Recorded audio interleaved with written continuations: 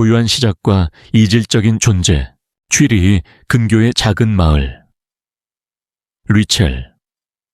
눈 덮인 알프스 산맥이 병풍처럼 둘러선 고요한 언덕 위에 선정원이라는 이름의 흰색 건물이 서 있었다. 단정한 외관은 여느 요양원과 다를 바 없었지만 이곳의 존재 이유는 오직 하나였다. 삶의 마지막 순간을 평온하게 준비하는 곳. 사람들은 선정원을 마지막 정거장이라 불렀다. 해마다 수많은 사람들이 고통스러운 삶을 끝내고 평화로운 죽음을 맞이하기 위해 이곳을 찾았다. 아침 9시. 복도를 걷는 김수혜의 발걸음은 늘 조용했다. 23살의 그녀는 삶의 무게에 짓눌린 듯 축 처진 어깨를 하고 있었다. 손에는 작은 청소 도구들이 들려 있었고 목에는 직원용 신분증이 걸려 있었다. 이곳에서 그녀의 직책은 청소부이자 환자 보조였다. 스위스로 이민 온 지 3년. 변변찮은 독일어 실력과 간호사 면허도 없는 그녀에게 주어진 유일한 일이었다. 하지만 수혜는 자신의 임무에 충실했다. 매일 아침 병동의 구석구석을 닦고 환자들의 방을 정리하며 그들의 마지막 순간까지 진심을 다해 보살폈다. 그게 그녀가 해야 할 일이었다. 복도를 지나갈 때마다 수혜는 의료진들의 수군거리는 소리를 들었다. 그들의 대화는 독일어로 이루어졌지만 수혜에게 향하는 그들의 시선과 말투만으로도 어떤 이야기를 하는지 충분히 짐작할 수 있었다. 아시아인에 대한 미묘한 시선은 완전히 사라지지 않았고 그녀는 그들과 동등한 존재로 취급받지 못했다. 오늘은 특별한 날이었다. 며칠 전부터 병원 전체에 소문이 퍼져 있었다. 한국의 유명 재벌 가문인 혜성그룹의 딸이 입원한다는 소식이었다. 이름은 강지훈. 28살의 그녀는 아프리카에서 봉사활동을 하던 중 알 수 없는 병에 걸렸다고 했다. 수혜는 평소와 다름없이 환자들의 방을 청소하고 있었다. 창밖으로는 만년설이 쌓인 알프스 산맥이 햇살을 받아 반짝였고 병실 안에서는 잔잔한 클래식 음악이 흘러나왔다. 이곳의 모든 것은 환자들이 평온한 마지막 순간을 맞이할 수 있도록 세심하게 설계되어 있었다. 그때 복도에서 웅성거리는 소리가 들렸다.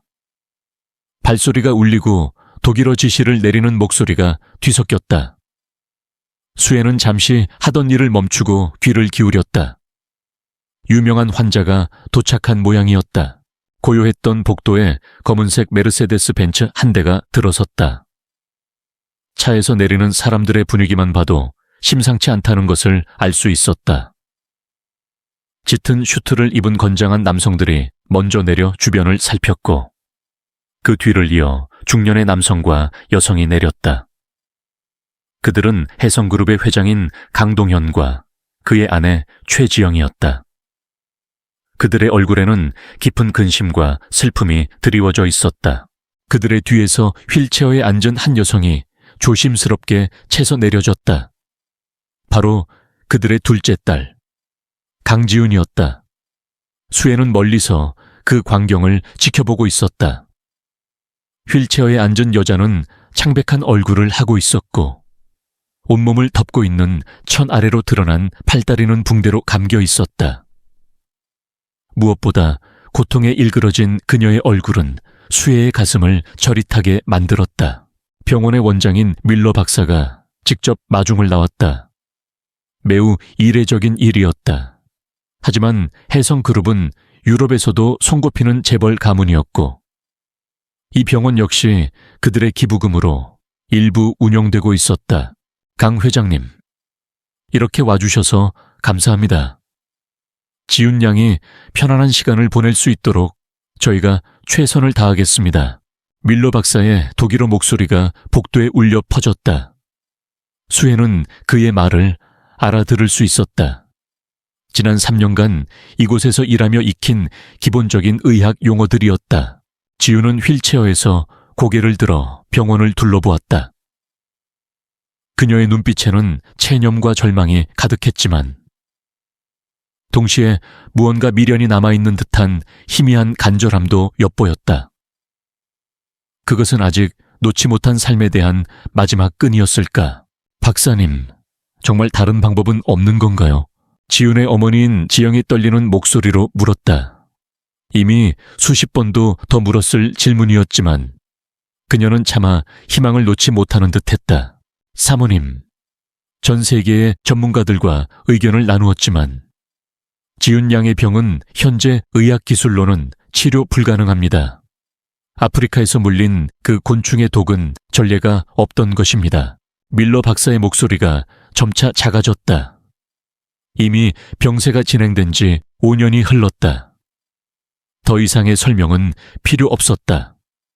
모두가 이 사실을 알고 있었다. 수혜는 복도 끝에서 그 모든 상황을 지켜보고 있었다.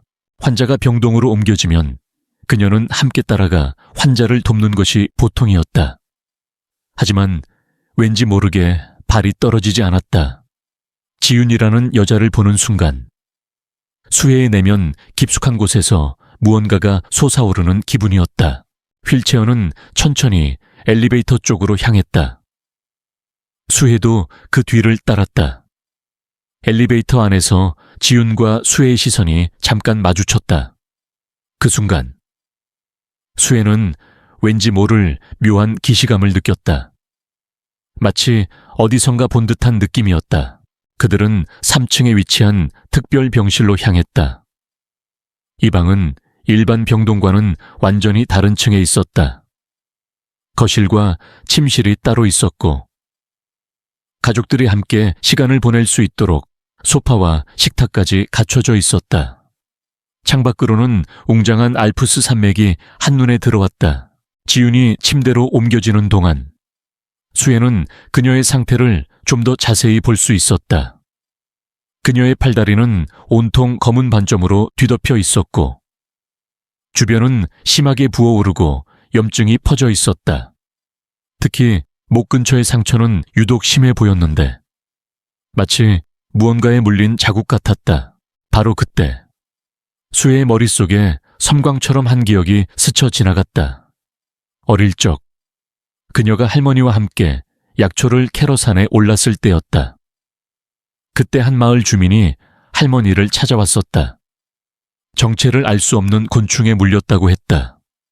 그 사람의 상처는 지금 지윤의 상처와 너무나도 흡사했다. 할머니, 이 아저씨는 왜 이렇게 된 거예요? 독벌레에 물렸다고 하더구나. 아주 희귀한 벌레인데 물리면 이렇게 된다고 해. 우리 집안에 내려오는 비법이 있다고는 하는데 그게 쉬운 치료법은 아니지. 수혜의 기억은 점점 더 선명해졌다. 그것은 바로 검은색 가루로 만든 탕약이었다. 그리고 그 환자는 실제로 완벽하게 회복되었다. 수혜의 심장이 빠르게 뛰기 시작했다. 지윤의 병이 정말 그 벌레와 관련된 것일까? 아프리카에도 그런 종류의 곤충이 있을까? 하지만 이런 생각을 누구에게 말할 수 있을까? 세상 최고의 의사들이 포기한 병을 한국의 민간요법으로 고칠 수 있다고 말하면 누가 믿어줄까? 게다가 수혜는 그저 청소부에 불과했다. 지윤은 침대에 누워 천장을 멍하니 바라보았다. 그녀의 눈가에는 눈물이 맺혀 있었다. 28배 나이에 죽음을 준비해야 하는 잔혹한 현실이 온몸으로 느껴졌다. 그때 수혜의 주머니에 있던 작은 병이 심장을 콕콕 찔렀다. 할머니의 마지막 유언이 귓가에 다시 한번 맴돌았다. 언젠가 네가 정말 필요로 할 때가 올 거야. 지금이 바로 그때일까? 수혜는 조용히 병실을 나와 복도에 섰다. 그녀의 머릿속에서는 두 가지 목소리가 울렸다. 한 목소리는 그저 네 할 일이나 하라고 속삭였고 다른 한 목소리는 지금이야말로 때라고 소리쳤다. 알프스 산맥의 석양이 병원 창문을 붉게 물들였다. 수혜는 생애 가장 중요한 결정의 갈림길에 서 있었다. 그날 밤 수혜는 잠을 이룰 수 없었다. 좁고 답답한 아파트 침대에 누워 천장을 응시했다. 창밖으로는 고요한 스위스 풍경이 펼쳐졌지만 수혜의 마음속은 전혀 고요하지 않았다. 그녀는 침대 옆 서랍에서 작은 병을 꺼냈다. 할머니가 남겨주신 검은 가루가 담긴 병이었다. 달빛 아래 그 가루는 신비롭게 빛나고 있었다. 마치 살아있는 생명체인 것처럼 수혜는 어린 시절의 기억을 더듬었다. 할머니는 무엇으로 이 가루를 만들었을까? 계피와 여러 약초들을 섞은 것이 분명했지만 정확한 비율이나 방법은 기억나지 않았다. 그러나 그 효능만큼은 분명하게 기억하고 있었다. 독사에 물린 상처를 치료하는데 가장 좋은 약이라고 했다. 할머니의 목소리가 귓게 생생하게 울렸다. 그리고 수혜는 그것을 직접 눈으로 확인했다.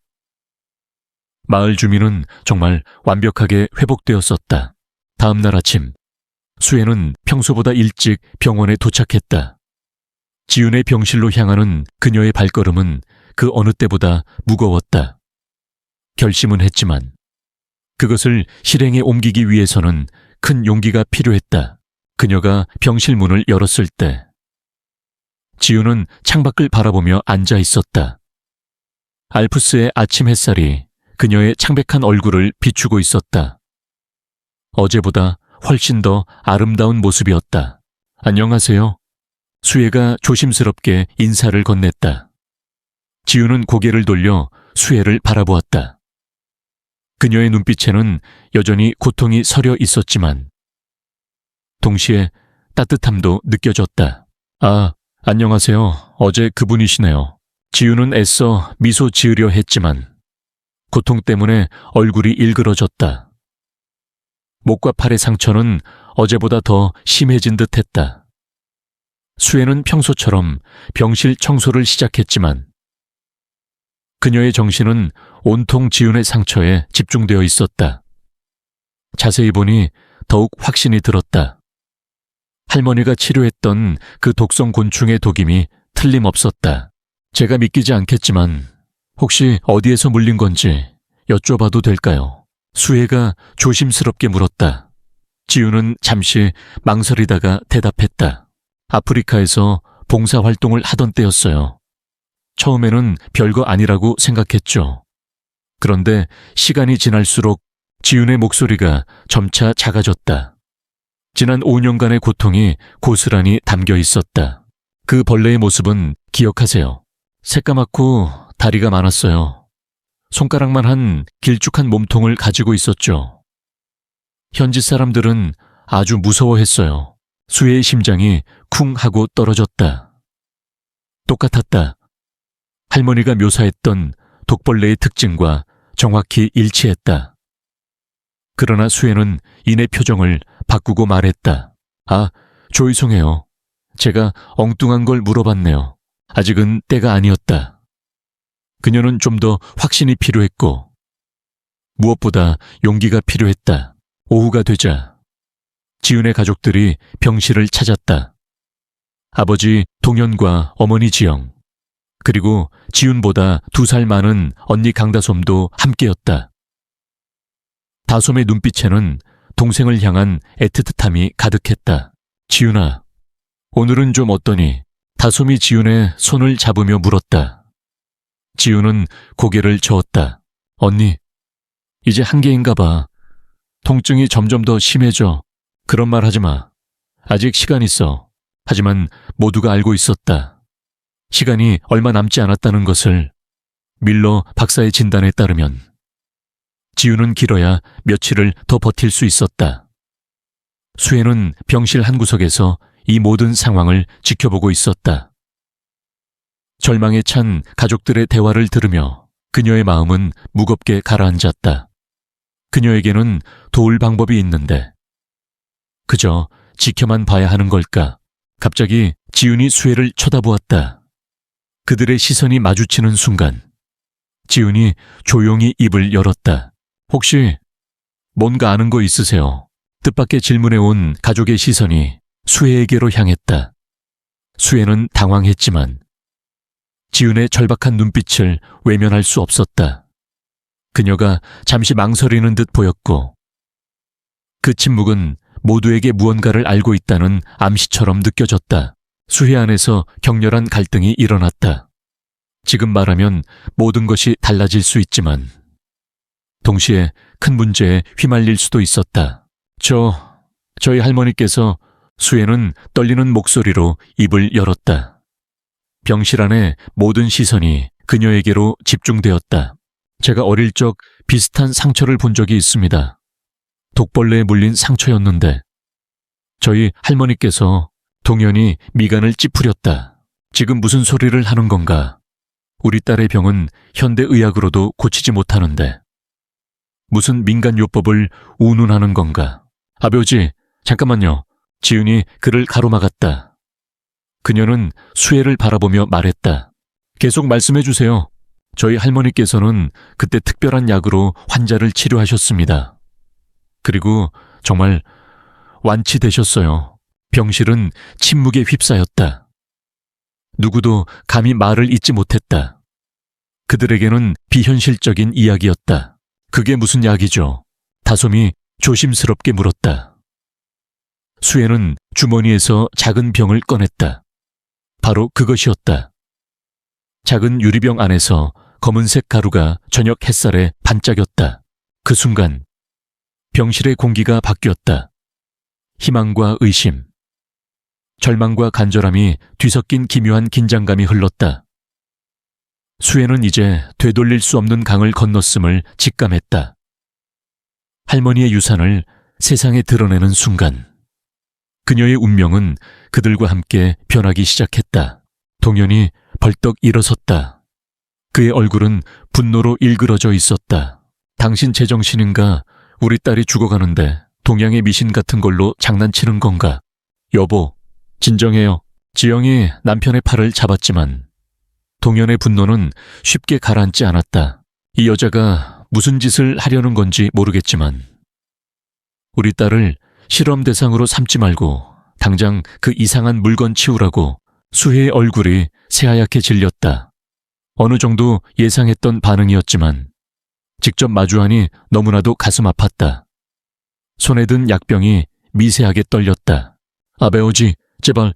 지훈이 힘겹게 입을 열었다. 고통 때문에 말하는 것조차 버거워 보였다. 저는 어차피 죽어가고 있어요. 밀러 박사님도 며칠 남지 않았다고 했어요. 그런데 만약 이분이 정말 아버지께 말씀드린 대로라면 저는 더 이상 바랄 게 없어요. 지금 이 고통도 너무 힘든데 이게 제 마지막 희망이라면 저는 한번 시도해보고 싶어요. 다솜은 언니와 아버지 사이에서 갈등했다.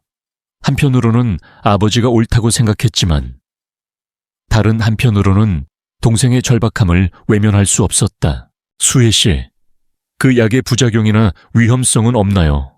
다솜이 조심스럽게 물었다. 수혜는 고개를 저었다. 저희 할머니께서 치료하셨을 때는 부작용은 없었습니다. 오히려 건강해지셨어요. 하지만 그건 단 한 명의 사례일 뿐이지 않나. 우리 딸에게도 똑같은 효능이 있다고 어떻게 장담할 수 있나. 동현이 다시 목소리를 높였다. 그때 복도에서 발소리가 들리며 밀러 박사가 병실로 들어섰다. 그는 병실 안의 팽팽한 분위기를 단번에 알아차렸다. 무슨 일이십니까? 동현이 상황을 설명했다. 밀러 박사는 수혜를 바라보며 혀를 찼다. 이건 중대한 문제입니다. 수혜 씨, 당신이 무슨 짓을 하려는 건지 아십니까? 이건 의료법 위반입니다. 설령 그 약이 효능이 있다 하더라도 어떤 임상시험을 거쳤고 어떤 의학적 증거가 있습니까? 당신이 하려는 행동은 환자의 생명을 담보로 도박을 하는 것입니다. 밀러 박사의 말에 수혜는 멍해졌다. 그의 말이 틀린 것은 하나도 없었다. 현대의학의 관점에서 보면 분명히 위험천만한 행동이었다. 하지만 박사님, 지훈이 힘겹게 말했다. 저에게는 더 이상 선택지가 없어요. 며칠 뒤면 안락사 약물을 투여해야 하고 그때까지 이 고통을 견뎌야 합니다. 이게 저에게 조금이라도 도움이 될 수 있다면 아가씨, 의사로서 증명되지 않은 약물에 대한 책임은 질 수 없습니다. 밀러 박사가 단호하게 말했다. 지윤의 눈빛에는 놀라울 만큼의 결연함이 담겨 있었다. 그건 제 선택이에요. 모든 책임은 제가 질 테니 제게 한 번만 더 기회를 주세요. 병실은 다시 침묵에 잠겼다. 모두 각자의 생각에 잠겨 있었다. 수혜는 손에 든 약병을 바라보며 후회했다. 차라리 아무 말도 하지 않았더라면 이런 일은 일어나지 않았을 텐데.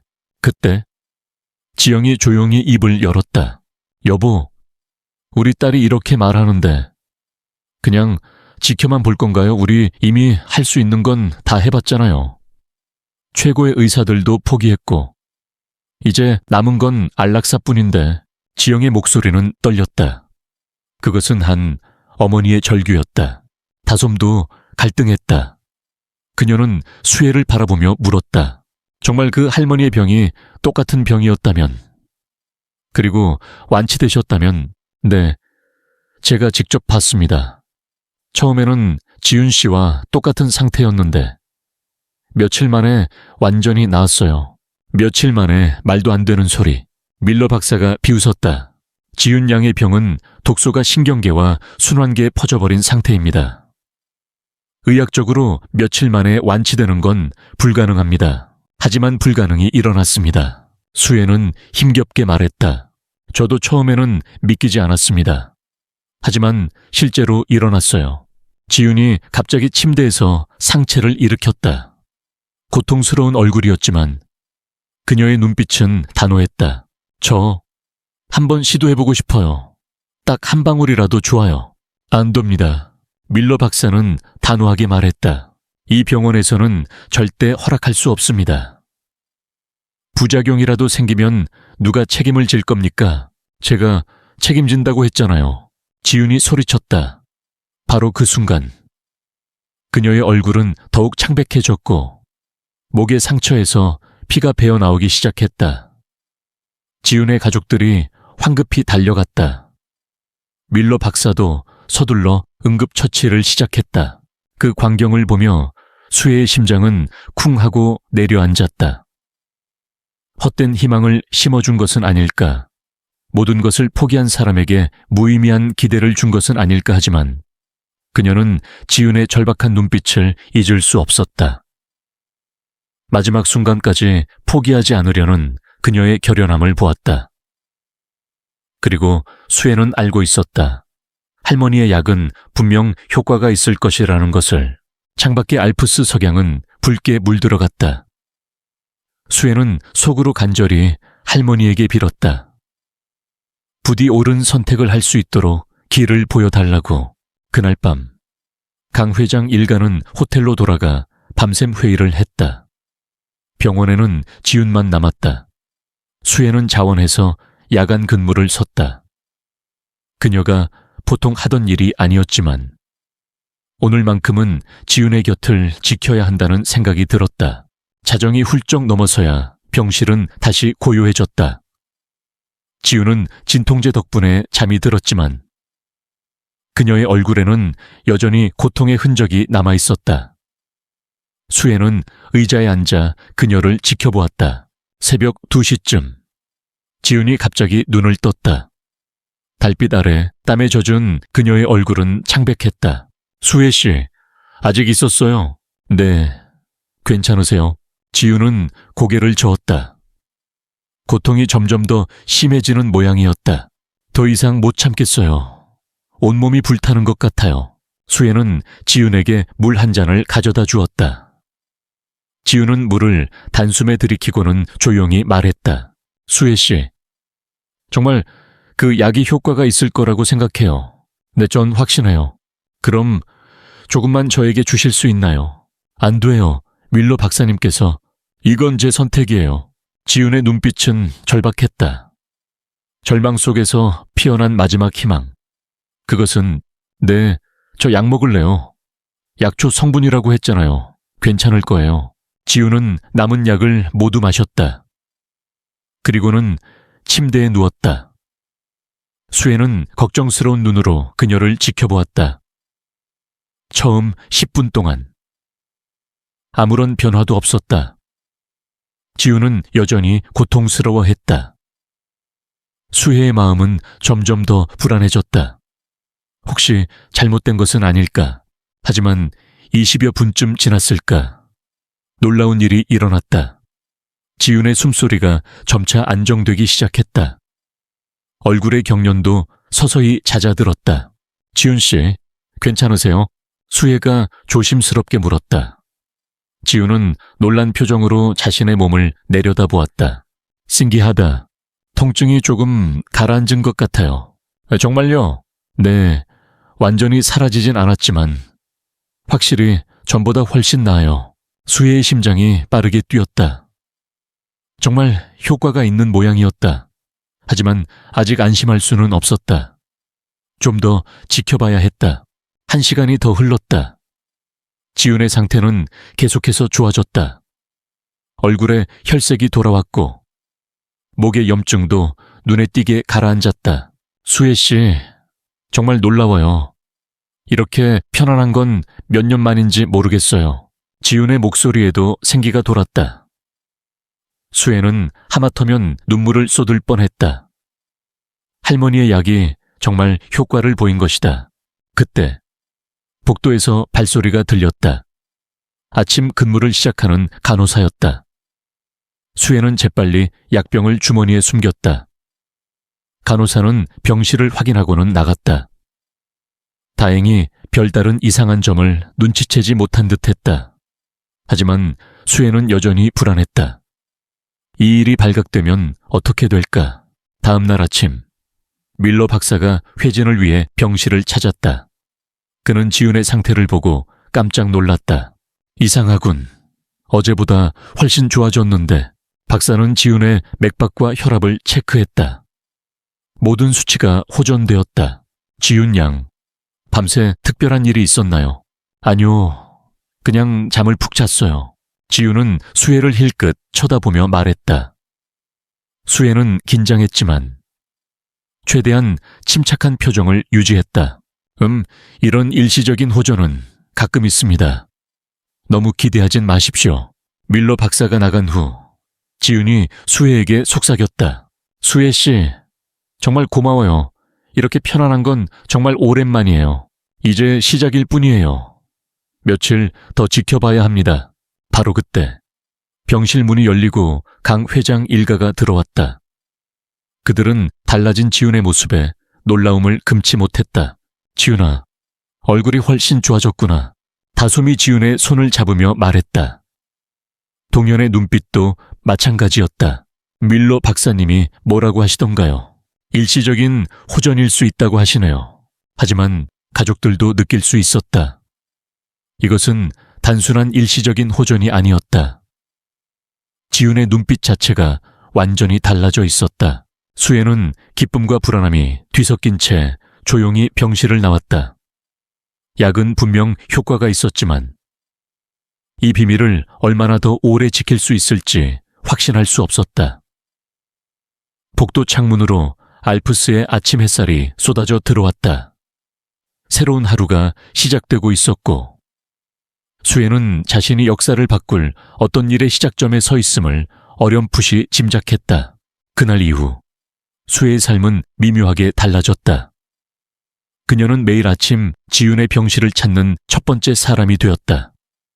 그곳에서 수혜는 지윤의 상태를 살폈고 밤사이에 달라진 점이 없는지 조심스럽게 확인했다. 그리고 밤이 되면 아무도 모르게 작은 약병에서 검은 가루를 소량씩 덜어 물에 타서 지윤에게 건넸다. 지윤은 처음에는 망설였지만 점차 수혜를 믿기 시작했다. 그녀의 눈빛에는 의심 대신 간절함과 고마움이 가득했다. 지윤의 상태는 눈에 띄게 호전되었다. 검게 변했던 피부의 색이 돌아오기 시작했고 심하게 부어올랐던 염증도 가라앉았다. 통증의 강도도 점차 줄어들었다. 밀러 박사는 지윤의 호전된 상태를 보고도 여전히 납득하지 못했다. 그는 여러 차례 검사를 반복했지만 모든 수치가 정상으로 돌아오는 기이한 현상에 당황할 뿐이었다. 이건 기적이라고밖에 설명할 수 없군. 하지만 의학적으로는 불가능한 일이야. 일시적인 플라시보 효과일 가능성이 높아 밀러 박사는 여전히 자신의 주장을 굽히지 않았다. 그러나 지윤의 가족들은 달랐다. 특히 지윤의 언니인 다솜은 매일 동생의 손을 잡고 수혜에게 고마움을 표했다. 수혜 씨, 정말 고마워요. 매일매일 지윤이 얼굴에 생기가 도는 게 느껴져요. 어떻게 이런 일이 가능하죠? 수혜는 그저 미소 지을 뿐이었다. 그녀는 자신의 비밀을 털어놓을 수 없었다. 이 모든 것이 알려지면 어떤 일이 벌어질지 알 수 없었기 때문이었다. 그 불안감은 그녀의 마음속에 늘 그림자처럼 따라다녔다. 하루는 지윤이 잠든 틈을 타 수혜는 병실에 있는 그녀의 개인 짐들을 정리했다. 지윤의 가방 안에서 낡은 수첩 하나가 눈에 띄었다. 수혜는 조심스럽게 수첩을 펼쳤다. 그 안에는 지윤이 아프리카에서 봉사활동을 하면서 썼던 일기들이 담겨 있었다. 깨알 같은 글씨로 빼곡하게 채워진 일기장에는 봉사활동의 즐거움과 함께 점차 몸에 퍼지는 병의 고통이 생생하게 기록되어 있었다. 특히 마지막 페이지에는 이런 글이 적혀 있었다. 온몸이 타는 듯한 고통이 계속된다. 이제 나는 삶의 끝에 다다른 것 같다. 모든 것이 헛된 희망이었을까? 나의 삶은 왜 이토록 불행한 걸까? 그 글을 읽는 순간 수혜의 가슴이 찢어지는 듯했다. 그녀는 지윤의 고통이 얼마나 깊었는지 그리고 자신이 얼마나 큰 희망을 주었는지 깨달았다. 그때 수혜의 마음속에 묻어두었던 어린 시절의 기억이 다시 한번 생생하게 떠올랐다. 수혜는 어릴 적 시골 마을에서 할머니와 단둘이 살았다. 할머니는 유명한 약재사였다. 동네 사람들은 할머니를 할매 의원이라 부르며 존경했다. 할머니는 돈이 없는 사람들에게도 약재를 아끼지 않았다. 수혜는 할머니가 약재를 빻고 다리는 것을 보며 자랐다. 그러나 어린 수혜는 그런 할머니의 모습이 촌스럽고 미개하다고 생각했다. TV에서 보던 하얀 가운을 입은 의사 선생님이 더 멋있어 보였다. 할머니, 과학이 훨씬 더 믿음직하고 정확하잖아요. 할머니가 하는 건 그냥 미신 아니에요. 어린 수혜의 철없는 말에 할머니는 그저 웃기만 했다. 수혜야, 과학이 설명할 수 없는 것도 이 세상에는 많이 있단다. 이 모든 것은 자연이 우리에게 주는 선물이야.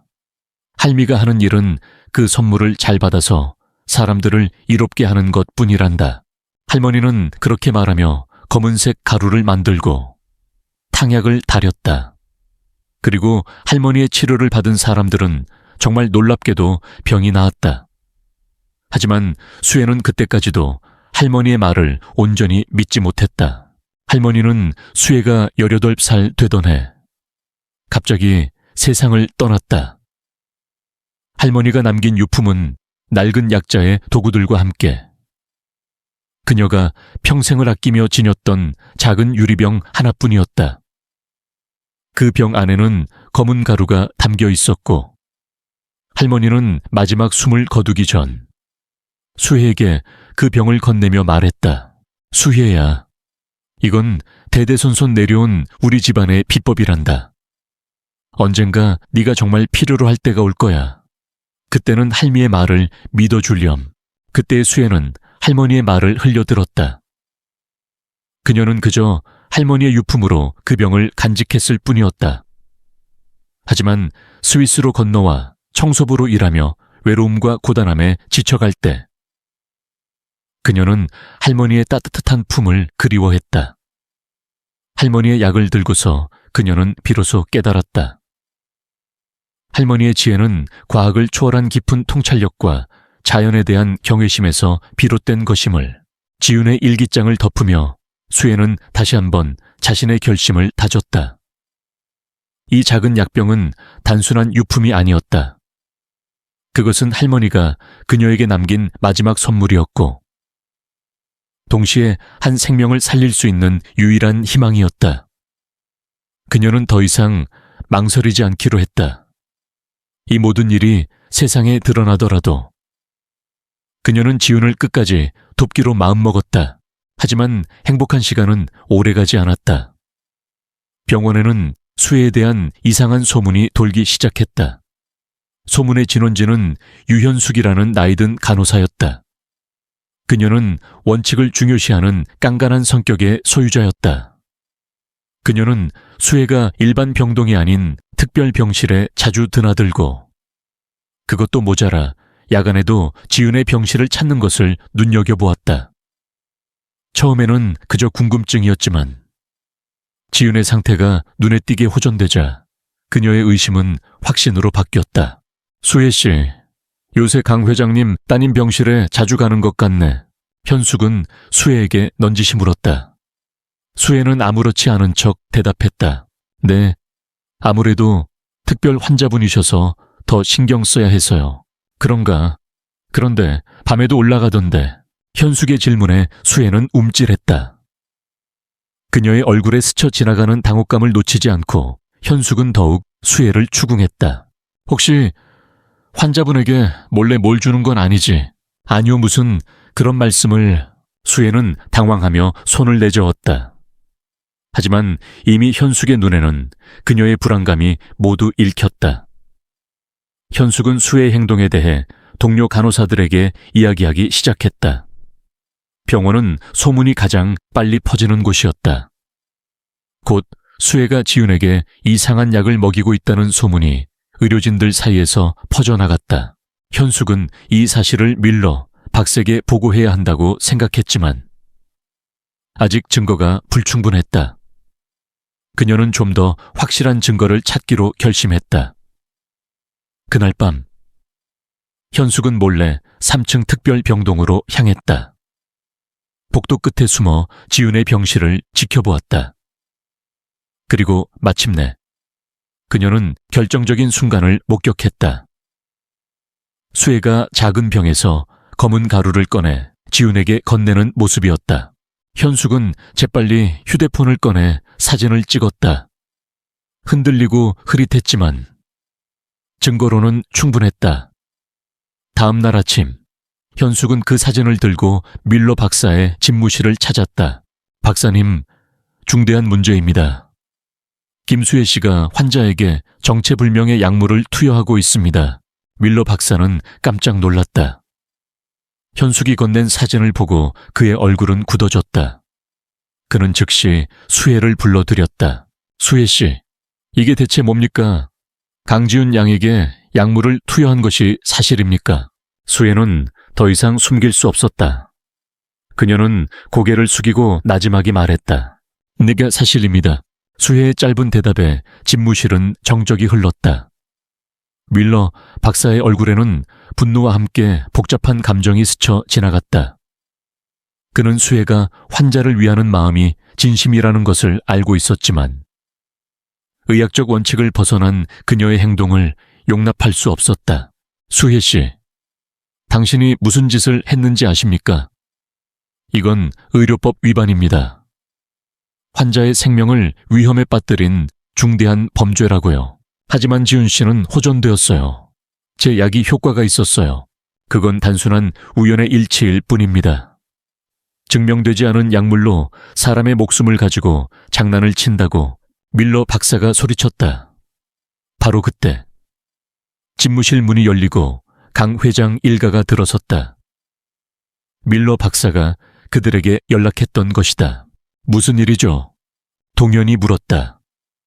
밀러 박사가 상황을 설명하자 동현의 얼굴은 돌처럼 굳어졌다. 뭐라고요, 당신들? 우리 딸에게 대체 무슨 짓을 한 겁니까? 당장 경찰에 신고하겠습니다. 아배우님, 잠깐만요. 지훈이 힘겹게 입을 열었다. 그녀는 평소보다 훨씬 더 건강해 보였다. 얼굴에는 혈색이 돌았고 목소리에도 힘이 있었다. 그녀는 가족들의 만류에도 불구하고 수혜에게 다가갔다. 수혜 씨가 절 도와주셨어요. 이제 걸을 수 있어요. 지윤이 조심스럽게 휠체어에서 일어나 한 발짝 걸었다. 그녀의 걸음걸이는 아직 불안정했지만 그 누구도 멈출 수 없었다. 그 광경을 본 모든 사람들은 경악했다.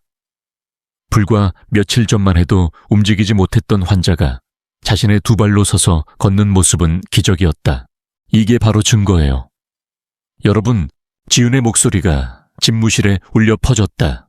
수혜 씨는 저에게 기적을 선물해 주셨어요. 어떻게 이것이 범죄가 될 수 있죠? 창밖에 스위스 석양이 붉게 물들어갔다. 수혜의 운명을 결정할 순간이 다가오고 있었다. 지윤이 자신의 두 발로 굳건히 서 있는 모습을 본 집무실의 모든 사람들은 말문이 막혔다. 밀러 박사는 자신의 눈을 비비고 다시 확인했다. 며칠 전만 해도 휠체어 없이는 움직이지 못했던 환자가 완벽하게 서 있었다.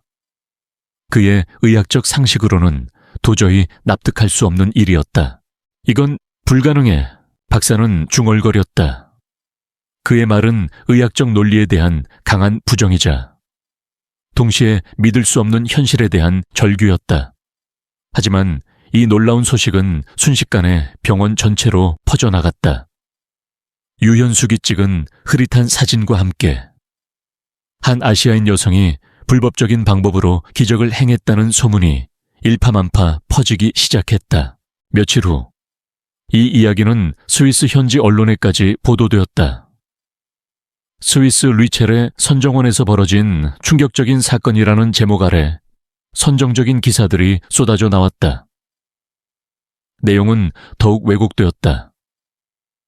한 한국인 청소부가 말기 환자에게 정체불명의 약물을 투여했다. 환자가 일시적으로 호전되는 기미를 보였지만 전문가들은 극히 위험한 행위라고 경고했다. 수혜는 순식간에 전국적인 논란의 중심이 되었다. 기자들이 병원을 에워쌌고 그녀가 출근할 때마다 카메라 플래시가 터졌다. 수혜 씨, 정말 불치병을 고칠 수 있다고 믿는 겁니까? 그 약물의 정체가 뭡니까? 의료진의 반대에도 불구하고 왜 그런 위험한 행동을 감행했나요? 수혜는 침묵했다. 기자들의 질문은 점점 더 날카로워졌다. 문제는 걷잡을 수 없이 커져갔다. 사건이 국제적인 주목을 받기 시작하자 세계적인 제약회사들이 움직이기 시작했다. 글로벌 제약회사 피닉스 파마슈티컬스의 유럽 지사장인 로버트 해밍스는 긴급회의를 소집했다. 회의실은 부서장들로 가득 찼다. 여러분, 지금 우리는 심각한 위기에 직면했습니다. 해밍스가 말했다. 그는 스크린을 가리켰다. 화면에는 지윤의 상태에 대한 데이터가 띄워져 있었다. 강지윤 양의 병은 우리가 개발 중인 신약의 핵심 타겟입니다. 만약 저 한국인 여성의 민간요법이 정말 효과가 있다면 우리는 수십억 달러의 손실을 입게 될 겁니다. 하지만 지사장님, 단순한 소문 아닌가요? 한 연구원이 물었다. 해밍스는 고개를 저었다. 환자가 실제로 회복하고 있다는 보고서가 들어오고 있습니다.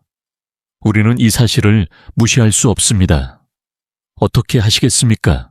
언론과 의료계의 압력을 가해 저런 검증되지 않은 치료법이 얼마나 위험한지 알려야 합니다.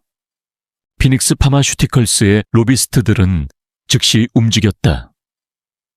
그들은 스위스 의사협회와 유럽 의약품 관리국에 압력을 가했다. 동시에 언론에는 민간요법의 위험성을 강조하는 기사들이 쏟아져 나왔다. 한편 혜성그룹 내부에서도 큰 갈등이 빚어지고 있었다. 동현의 아들 강현우가 아버지를 찾아와 거세게 항의했다. 아버지, 지금 온 유럽이 우리를 비웃고 있다는 거 아세요? 현우의 목소리는 떨렸다. 인류 가문이 무슨 미신 같은 걸 믿는다니요. 하지만 지윤이가 실제로 좋아지고 있지 않니? 동현이 확신 없는 목소리로 대답했다. 일시적인 현상일 뿐이에요. 밀러 박사님도 그렇게 말씀하셨잖아요. 당장 그 한국인 여자를 경찰에 신고해야 해요. 아버지, 현우는 그룹의 경영에 깊이 관여하고 있었다. 그들은 피닉스 파마슈티컬스와 긴밀한 관계를 유지하며 제약 분야에 막대한 투자를 하고 있었다. 지윤의 완치는 그들의 사업의 치명타가 될 수 있었다. 지윤의 언니인 다소문 현우와 완전히 다른 입장이었다. 그녀는 동생의 놀라운 회복을 직접 눈으로 확인했다. 오빠, 지윤이는 진짜로 좋아지고 있어. 어떻게 이 사실을 무시할 수 있어? 다솜아, 너도 속고 있는 거야. 이건 플라시보 효과일 뿐이라고. 플라시보 효과로 휠체어에서 걸을 수 있다고. 오빠는 미쳐도 단단히 미쳤구나. 남매 간의 갈등은 점점 더 심해졌다.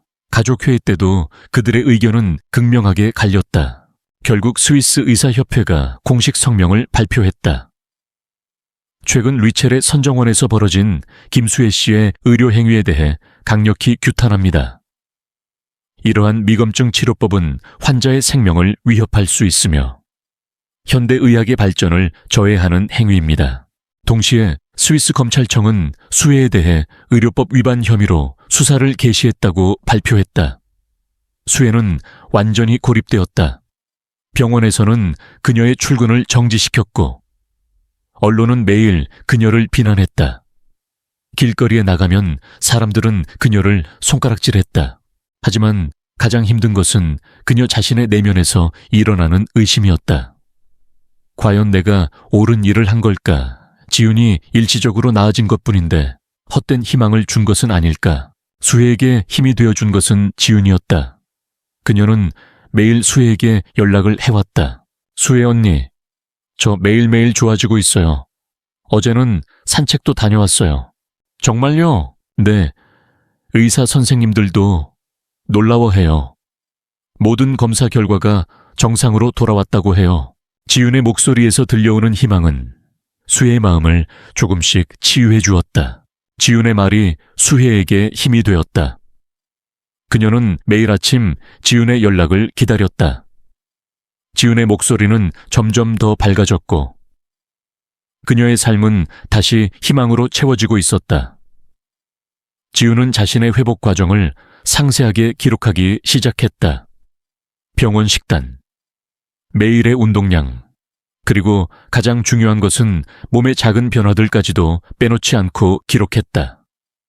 그녀는 그 모든 것이 수혜의 특별한 약 덕분이라고 믿었다. 수혜 언니, 오늘은 처음으로 걷기 운동을 10분 동안 했어요. 수혜 언니, 이제 팔다리의 검은 반점들이 희미해지고 있어요.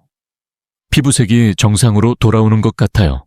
지윤의 메시지는 수혜의 불안하고 흔들리는 마음을 조금씩 붙잡아 주었다. 수혜는 지윤의 회복 과정이 단순한 플라시보 효과가 아님을 확신했다. 이것은 분명 할머니의 약이 만들어낸 기적이었다. 그러나 세상은 이 기적을 인정해주지 않았다. 언론의 비난은 계속되었다. 수혜는 집 밖에 나가는 것조차 두려웠다. 사람들의 손가락질과 수군거림은 그녀의 마음을 난도질했다. 그녀는 자신이 한 행동이 옳은 일이었는지 수없이 되물었다.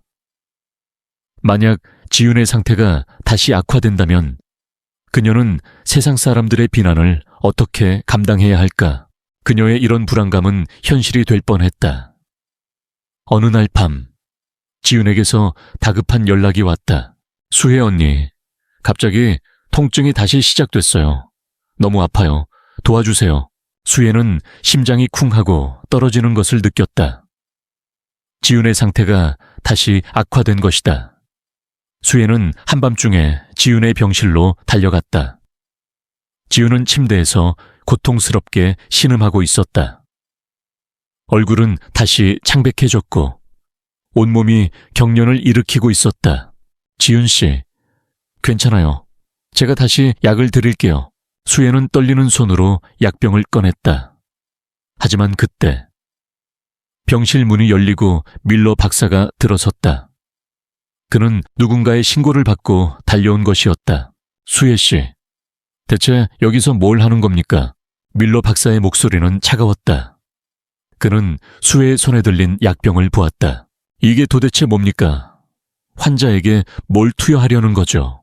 박사님, 지훈 씨가 다시... 수혜는 말을 잇지 못했다. 밀러 박사는 지훈의 상태를 살폈다.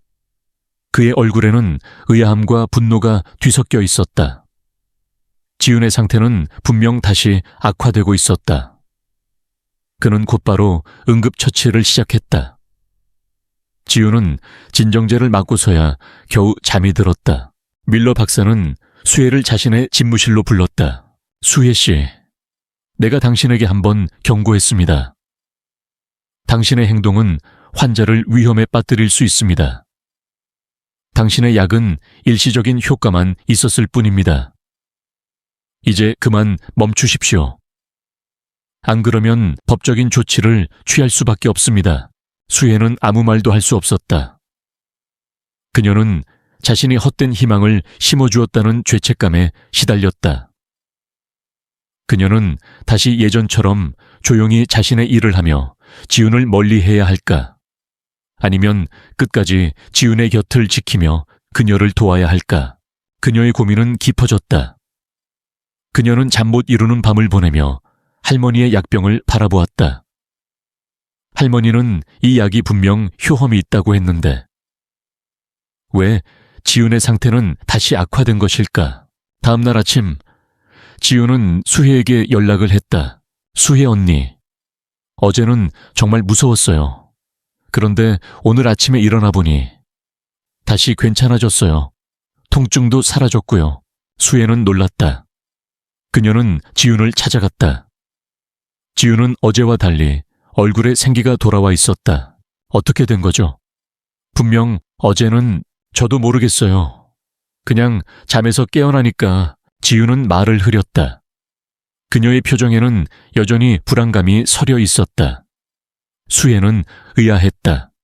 어제 분명 약을 투여하지 않았는데 지훈은 어떻게 다시 좋아진 것일까? 그녀는 지훈에게 조심스럽게 물었다. 혹시 어제 저 말고 다른 사람이 병실에 왔었나요? 지훈은 고개를 끄덕였다. 네, 새벽에 언니가 왔었어요.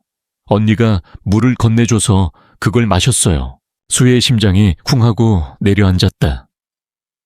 다솜이 왔던 것이다. 다솜이 무슨 짓을 한 것일까? 수혜는 다솜에게 연락을 했다. 다솜은 수혜의 전화를 받고 당황한 목소리로 대답했다. 수혜 씨, 지훈이가 너무 아파해서 제가 몰래 언니 방에 있는 약을 조금 가져다 줬어요. 혹시 지훈이에게 무슨 문제라도 생겼나요? 수혜는 안도와 함께 놀라움을 금치 못했다.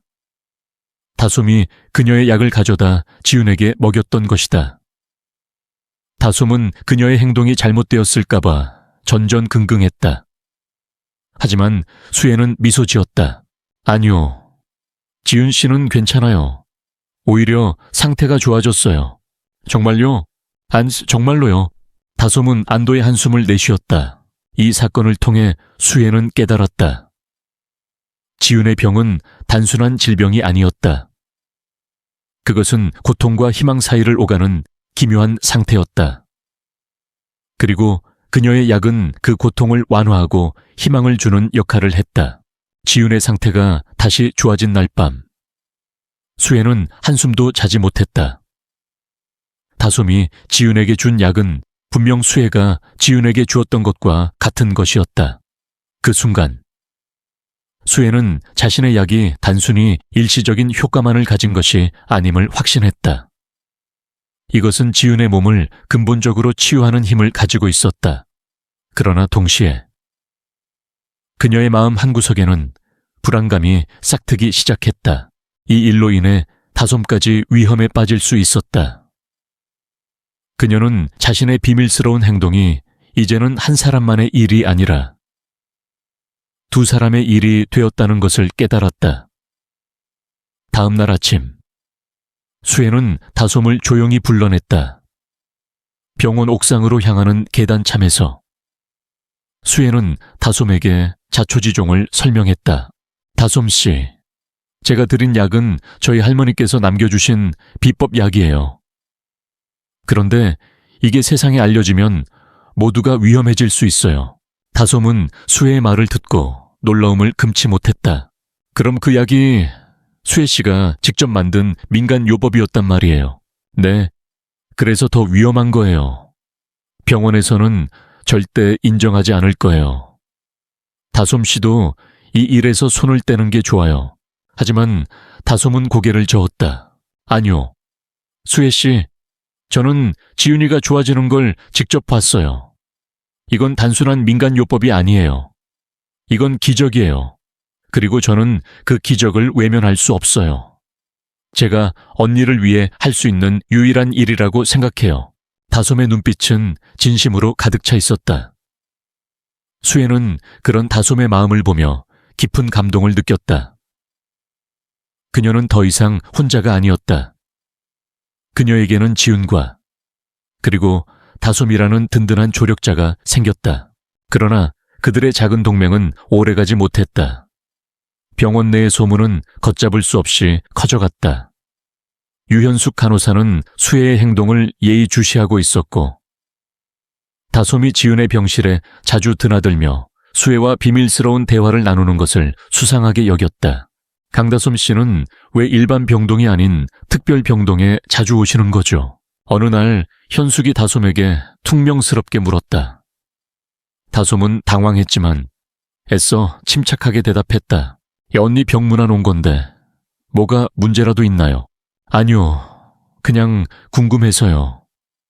그런데 강지훈 양이 김수혜 씨랑 가까워진 후로 몸 상태가 눈에 띄게 좋아졌던데 혹시 두 분이 무슨 비밀스러운 일을 꾸미고 있는 건 아닌지. 현숙의 말은 다분히 비꼬는 투였다.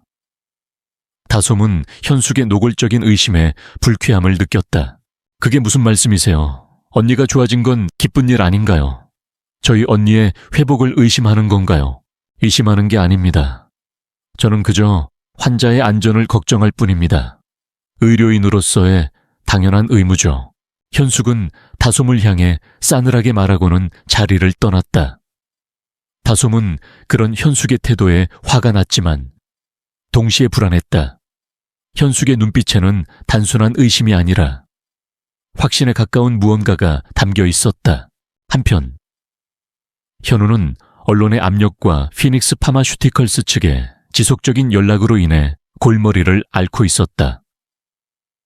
피닉스 파마슈티컬스는 해성그룹의 가장 중요한 사업 파트너 중 하나였고 그들의 관계는 단순한 사업적 파트너를 넘어선 것이었다.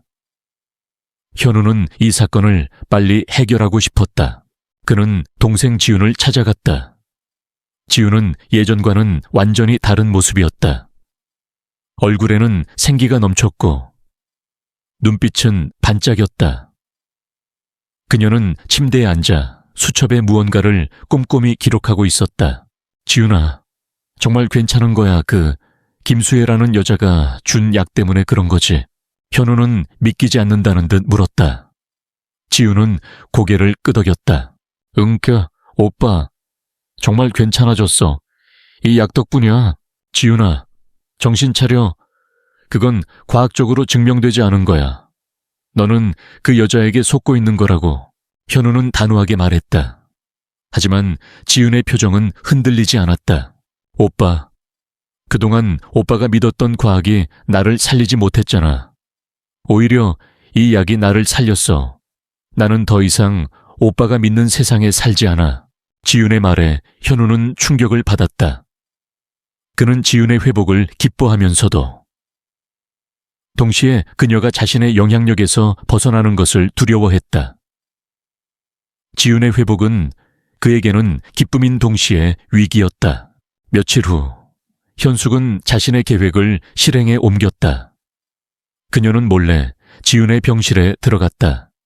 지윤은 깊은 잠에 빠져 있었다. 현숙은 침대 옆 서랍을 뒤졌다.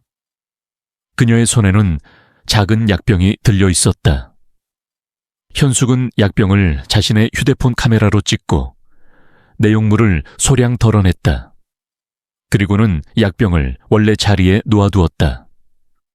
그녀는 이 약의 정체를 밝혀내 수혜의 정체를 세상에 드러내려 했다.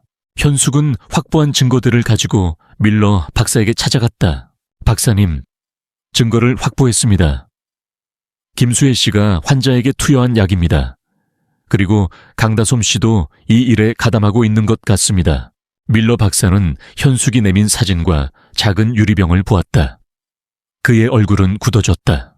당장 김수혜 씨와 강다솜 씨를 집무실로 부르십시오. 집무실은 무거운 침묵에 잠겼다. 밀러 박사는 수혜와 다솜을 향해 차가운 시선을 보냈다. 두 분, 이 약이 뭡니까? 왜 환자에게 몰래 투여한 거죠? 수혜는 아무 말도 할 수 없었다. 그녀는 모든 것이 끝났음을 직감했다. 그때 다솜이 나섰다. 박사님, 죄송합니다. 제가 언니가 너무 아파해서 수혜 씨에게 부탁했습니다. 모든 책임은 제가 지겠습니다. 다솜의 말에 수혜는 놀라 다솜을 쳐다보았다. 다솜은 그녀의 비밀을 지키려 하고 있었다. 밀러 박사는 다솜의 말을 믿지 않았다. 두 분 모두에게 정식으로 법적 책임을 묻겠습니다. 당신들은 환자의 생명을 담보로 위험한 도박을 했습니다. 이건 단순한 실수가 아닙니다. 바로 그때 문이 열리고 동현과 현우가 들어왔다. 현우가 직접 밀러 박사에게 연락한 것이었다. 현숙은 그들에게 모든 상황을 설명했다. 현우의 얼굴은 분노로 붉게 달아올랐다. 김수혜, 당신 미쳤어. 왜 내 동생을 이용해? 오빠, 그만해. 지윤이 소리쳤다. 그녀는 병실에서 휠체어를 타고 집무실로 달려왔다. 이건 이용당한 게 아니야. 이건 내 선택이었어. 언니가 날 살렸어, 오빠. 제발 수혜 언니를 믿어줘. 지윤의 절규에 현우는 잠시 말을 잃었다. 그는 믿을 수 없었다. 그의 눈앞에 서 있는 지윤은 그가 알던 나약하고 병든 동생이 아니었다. 그녀는 강해져 있었다. 지윤아, 너는 지금 제정신이 아니야.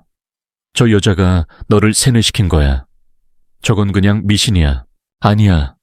오빠, 나는 내 몸이 나아지는 걸 매일 느껴. 통증이 사라지고 기운이 솟아나고 오빠가 믿는 과학은 나를 포기했지만 이 약은 내게 희망을 줬어.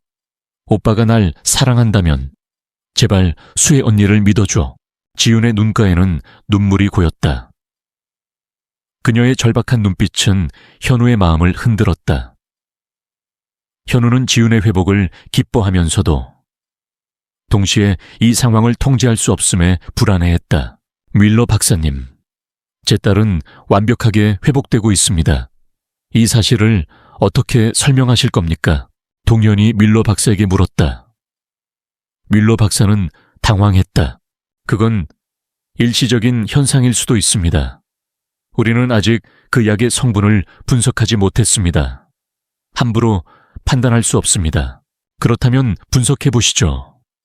피닉스 파마슈티컬스에 맡기든 아니면 다른 연구소에 의뢰하든 당장 분석을 시작하세요.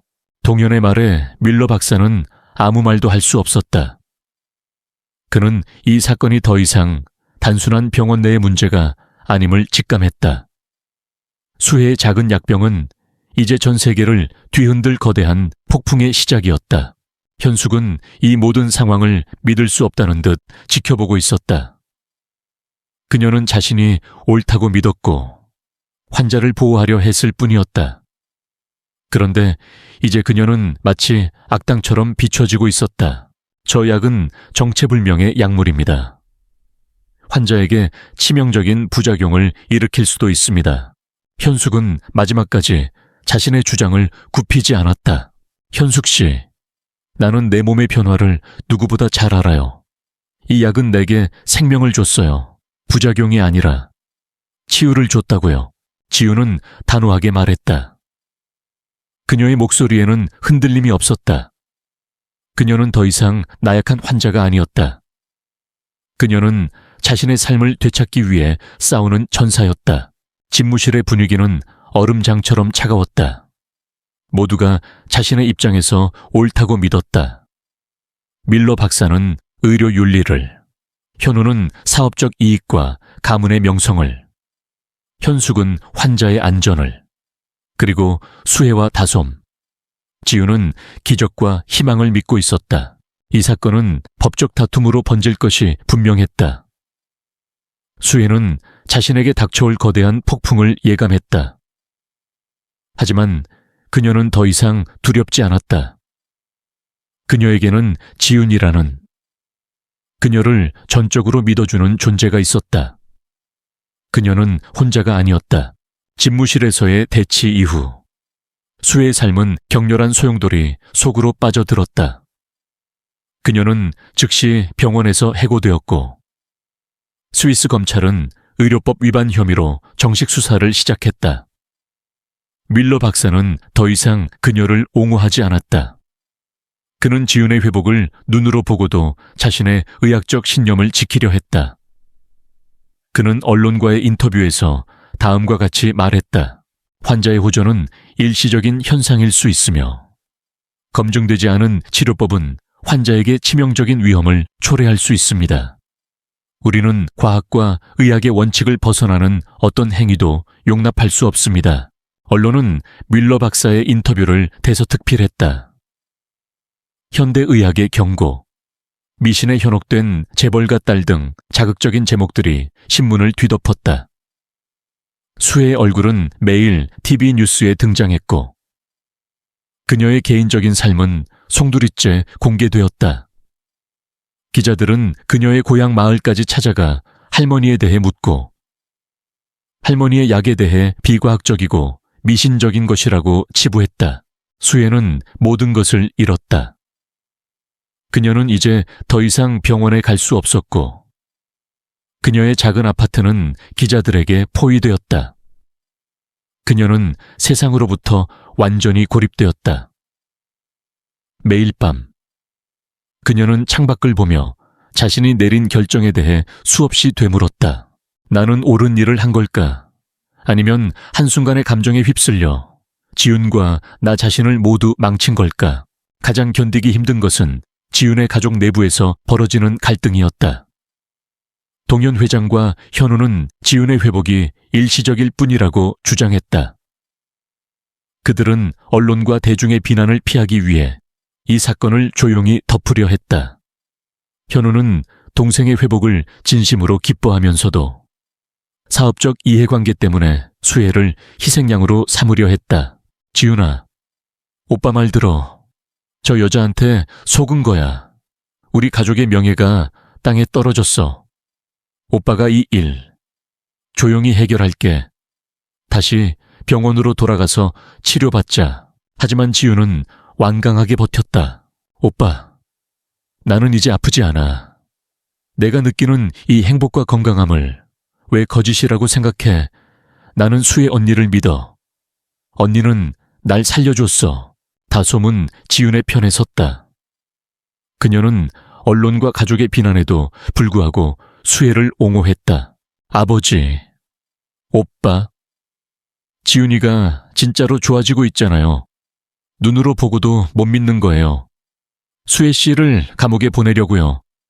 수혜 씨는 우리 가족의 혜택을 받은 사람이에요. 다솜의 목소리는 절박했지만 가족들은 그녀의 말을 듣지 않았다. 동현 회장은 결국 이 사건을 공식적으로 부인하는 성명을 발표했다. 당사자 강지훈 양의 상태는 일시적인 호전일 뿐이며 당사는 김수혜 씨의 불법 의료 행위와는 아무런 관련이 없습니다. 이 성명은 불난 집에 기름을 부은 격이었다. 대중은 혜성그룹이 자신들의 잘못을 인정하지 않고 힘으로 사건을 덮으려 한다고 비난했다. 혜성그룹의 주가는 폭락했고 피닉스 파마슈티컬스는 혜성그룹과의 모든 계약을 재검토하겠다고 발표했다. 현우는 미칠 지경이었다. 그는 이 모든 것이 수혜 때문이라고 생각했다. 수혜의 삶은 나락으로 떨어지고 있었다. 그녀는 지훈에게 더 이상 연락하지 않기로 마음먹었다. 그녀의 연락이 지훈과 가족들에게 더 큰 고통을 줄 수도 있다고 생각했기 때문이다. 그녀는 자신의 모든 것을 포기하고 조용히 사라지려 했다. 어느 날 밤, 수혜는 절망에 빠진 채 작은 아파트에서 창밖을 내다보았다. 쏟아지는 빗방울처럼 그녀의 눈에서 눈물이 흘러내렸다. 그때 그녀의 휴대폰에 메시지 알림이 울렸다. 지윤의 메시지였다. 수혜 언니, 왜 연락이 안 되세요? 혹시 저 때문에 힘드신 건 아니죠? 저는 매일매일 언니가 남겨준 약을 먹고 있어요. 제 몸은 완전히 건강해졌어요. 오늘은 오빠랑 같이 달리기도 했어요. 제가 보내드린 영상 보셨죠? 언니 덕분이에요. 언니는 제 인생의 구원자예요. 제발 혼자 힘들어하지 마세요. 언니를 믿는 사람들이 있어요. 저와 다솜 언니가 있잖아요. 수혜는 지윤이 보내준 영상을 재생했다. 영상 속에는 밝게 웃는 지윤의 모습이 담겨 있었다.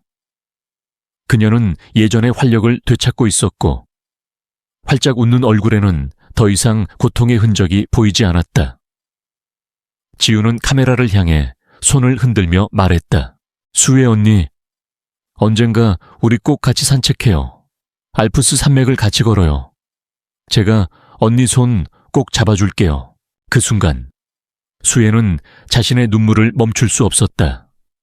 그것은 슬픔의 눈물이 아니었다. 그것은 감동과 안도의 눈물이었다. 지윤의 메시지는 그녀의 마음속에 꺼져가던 희망의 불씨를 다시 살려주었다. 그녀는 혼자가 아니었다. 지윤과 다솜, 두 사람이 그녀를 믿고 있었다. 그녀는 더 이상 포기할 수 없었다.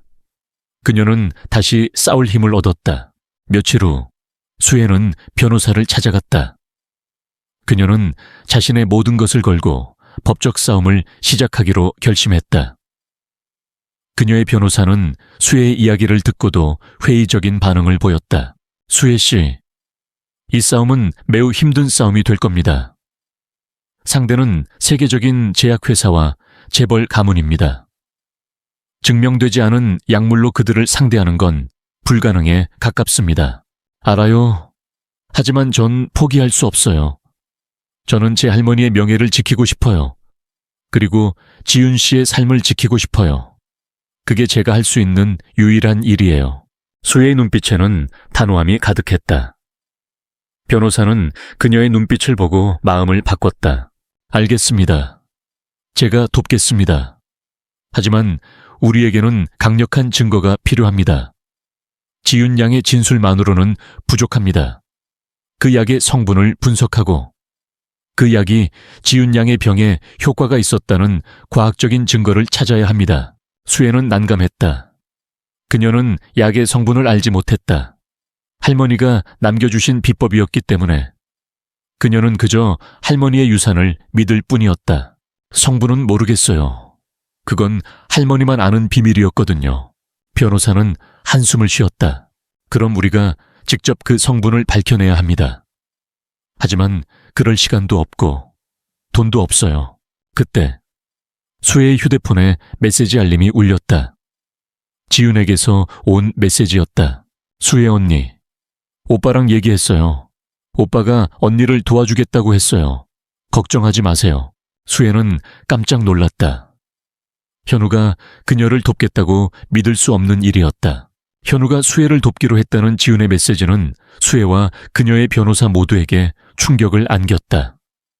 변호사는 믿기지 않는다는 듯 고개를 저었다. 강현우 씨가요. 해성그룹의 후계자이자 피닉스 파마슈티컬스의 주요 파트너가 이 소송을 돕겠다고요. 이해가 안 가는군요. 수혜 역시 혼란스러웠다. 불과 며칠 전만 해도 그녀를 벼랑 끝으로 내몰았던 사람이 바로 현우였다. 수혜는 현우를 만나야겠다고 생각했다. 그의 진심을 확인하고 싶었다.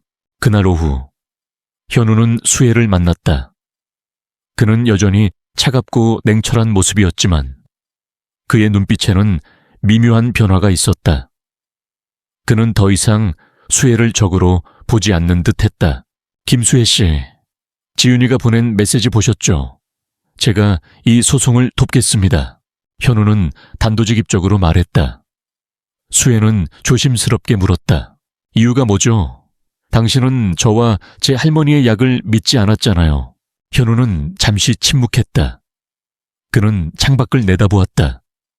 그의 시선은 멀리 있는 알프스 산맥에 닿아 있었다. 저는 과학을 믿었습니다. 그리고 이성적인 판단을 내렸다고 생각했습니다. 하지만 지윤이의 회복을 보면서 깨달았습니다. 과학이 설명할 수 없는 기적도 존재한다는 것을요. 저는 제 동생의 삶을 지켜주고 싶습니다. 그리고 이 싸움이 계속되면 지윤이도 계속해서 힘들어할 겁니다. 그래서 제가 이 싸움에 개입하기로 결심했습니다. 현우의 목소리는 진심으로 가득 차 있었다. 수혜는 그제야 그를 믿을 수 있었다. 그의 마음속에는 사업적인 이해관계보다 동생을 향한 애정이 더 컸던 것이다. 하지만 현우 씨가 저를 돕는다면 해성그룹의 명예가 땅에 떨어질 겁니다. 피닉스 파마슈티컬스와의 관계도 끊길 거고요. 괜찮으시겠어요? 수혜가 걱정스럽게 물었다. 현우는 미소 지었다. 해성그룹의 명예는 이미 땅에 떨어졌습니다. 그리고 피닉스 파마슈티컬스와의 관계는 제가 알아서 하겠습니다. 저는 제 동생을 위해 어떤 것도 감수할 수 있습니다. 저는 이 싸움에서 이기고 싶습니다. 그리고 김수혜 씨, 당신에게 사과하고 싶습니다. 제가 당신과 지윤이에게 상처를 줬습니다. 진심으로 죄송합니다. 현우의 사과에 수혜는 눈물이 핑 돌았다. 그녀는 현우의 진심을 느낄 수 있었다. 그들은 이제 적이 아닌 동맹이었다. 현우의 합류는 수혜 측에 막강한 힘을 실어주었다. 그는 해성그룹의 막대한 자본력과 인맥을 동원해 수혜를 변호했다. 그는 최고의 변호사들을 고용하고 약의 성분을 분석하기 위해 비밀리에 연구진들을 꾸렸다. 한편 유현숙 간호사는 수혜와 현우의 동맹을 믿을 수 없었다. 그녀는 자신이 옳다고 믿었고 이 모든 것이 정의를 위한 싸움이라고 생각했다. 그녀는 수혜와 다솜, 그리고 현우가 힘을 합쳐 이 일을 덮으려 한다고 생각했다. 밀러 박사님, 강현우가 김수혜를 돕고 있습니다. 이게 무슨 의미인지 아십니까? 그들이 이 모든 것을 덮으려 하고 있습니다. 우리는 반드시 진실을 밝혀내야 합니다. 하지만 밀러 박사는 이미 마음을 바꿨다. 그는 지윤의 회복 과정을 눈으로 직접 확인했고 그녀의 상태가 완벽하게 회복되고 있다는 것을 알고 있었다. 그는 현우의 제안을 받아들여 약의 성분을 분석하기 위해 연구팀을 꾸렸다. 그는 이 모든 것이 자신의 의학적 신념을 뒤흔드는 일이었지만 진실을 외면할 수 없었다. 현숙 씨, 나는 더 이상 이 사건에 대해 논하고 싶지 않습니다. 우리는 진실을 밝혀내야 합니다. 그게 내가 할 수 있는 유일한 일입니다. 밀러 박사의 말에 현숙은 분노했다. 그녀는 모두가 수혜에게 속고 있다고 생각했다. 그녀는 이 모든 것을 세상에 폭로하기로 결심했다. 그녀는 기자들에게 전화를 걸어 수혜가 지윤에게 불법적인 약물을 투여했으며 해성그룹이 이를 덮으려 하고 있다고 폭로했다. 언론은 현숙의 폭로를 대서특필했다. 내부 고발자의 폭로, 해성그룹, 불법 의료행위 덮으려 한다. 재벌가와 간호사의 진실 공방. 누가 거짓말을 하고 있나? 여론은 다시 수혜에게 등을 돌렸다. 대중은 현우가 수혜를 돕는 이유가 단순히 가문의 명예를 지키기 위해서라고 생각했다. 수혜는 다시 한번 나락으로 떨어지는 듯했다. 수혜는 변호사와 함께 현숙을 만나러 갔다. 그녀는 현숙의 진심을 알고 싶었다. 현숙 씨, 왜 이러시는 거죠? 당신이 왜 이 모든 것을 폭로하는 거죠? 수혜가 조심스럽게 물었다. 현숙은 싸늘하게 웃었다. 왜냐고요? 내가 옳으니까요. 당신이 한 행동은 불법입니다. 그리고 당신이 준 약은 위험합니다. 당신은 운이 좋게 지윤 양의 병을 고친 것처럼 보이지만 그건 단지 운일 뿐입니다. 만약 당신의 약 때문에 지윤 양이 잘못되기라도 했다면 누가 책임질 겁니까? 제가 책임지려고 했어요. 그리고 저의 행동은 오직 지윤 씨를 살리기 위한 것이었어요. 저는 돈이나 명예를 바라지 않았습니다. 그건 당신 생각일 뿐입니다. 당신은 결국 이 모든 것을 돈과 명예를 얻기 위한 수단으로 삼을 겁니다. 난 그런 꼴을 두고 볼 수 없습니다. 현숙은 냉정하게 말했다. 그녀는 자신이 옳다고 믿고 있었다. 그녀의 눈빛에는 확신이 가득했다. 수혜는 그녀의 진심을 느낄 수 있었다. 현숙은 악당이 아니었다. 그녀는 자신의 신념을 지키려 했을 뿐이었다. 수혜는 현숙을 설득할 수 없음을 깨달았다. 그녀는 조용히 현숙에게 말했다. 현숙 씨, 제가 만약 잘못했다면 모든 벌을 달게 받겠습니다. 하지만 지윤 씨의 상태만큼은 당신도 아시잖아요. 지윤 씨는 건강해졌어요. 그 사실만큼은 변하지 않아요. 수혜의 말에 현숙은 잠시 멈칫했다.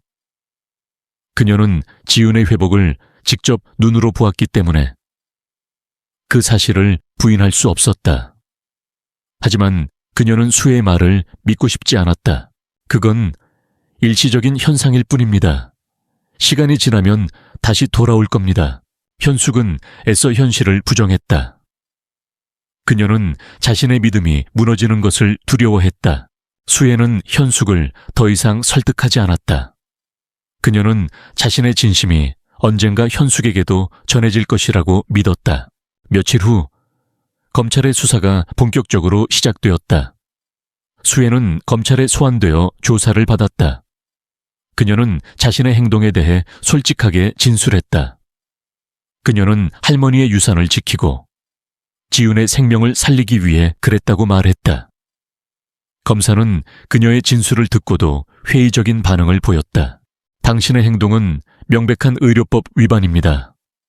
당신은 의사 면허도 없는데 왜 환자에게 약물을 투여했습니까? 지윤 씨는 죽어가고 있었어요. 저는 지윤 씨를 살리고 싶었어요. 그게 제가 할 수 있는 유일한 일이었어요. 수혜의 진술은 검찰에게 설득력을 얻지 못했다. 검사는 수혜를 기소하기로 결정했다. 한편 현우는 수혜를 돕기 위해 모든 것을 걸었다. 그는 피닉스 파마슈티컬스와의 모든 계약을 취소하고 그들과의 관계를 끊었다. 피닉스 파마슈티컬스는 현우의 행동에 분노했다. 그들은 혜성그룹을 상대로 소송을 제기하겠다고 경고했다. 현우는 개의치 않았다. 제 동생의 생명이 걸린 일입니다. 돈 따위는 아무것도 아니에요. 현우의 단호한 태도에 피닉스 파마슈티컬스는 당황했다. 그들은 현우를 협박하고 회유하려 했지만 현우의 마음은 흔들리지 않았다. 이 모든 과정에서 지우는 수혜의 곁을 지켰다. 그녀는 수혜의 법정 싸움을 돕기 위해 기꺼이 증언하겠다고 나섰다. 그녀는 언론과의 인터뷰에서 다음과 같이 말했다. 수혜 언니는 저를 살린 은인입니다. 저는 그녀의 행동에 대해 어떤 법적 책임도 묻지 않을 것입니다. 오히려 저는 그녀에게 고마움을 표하고 싶습니다. 저를 살려주셔서 감사합니다. 지윤의 인터뷰는 대중에게 큰 감동을 주었다. 사람들은 점차 수혜의 진심을 믿기 시작했다. 그녀는 악당이 아니라 한 사람의 생명을 살린 영웅이었다. 수혜에 대한 검찰의 기소 결정은 언론과 대중에게 큰 충격을 안겼다. 지윤의 완치 사실이 명백한데도 불구하고 검찰은 법적 절차와 원칙을 내세우며 수혜를 법정에 세우려 했다. 수혜의 변호사는 검찰의 결정에 항의했지만 검찰은 법은 감정에 휘둘리지 않는다고 못 박았다. 수혜는 다시 한번 절망에 빠졌다. 그녀는 자신이 할 수 있는 모든 것을 다했다고 생각했다. 지윤과 현우, 그리고 다솜의 지지에도 불구하고 그녀는 여전히 이길 수 없는 싸움을 하고 있는 듯했다. 그녀의 마음은 다시 불안과 후회로 가득 찼다.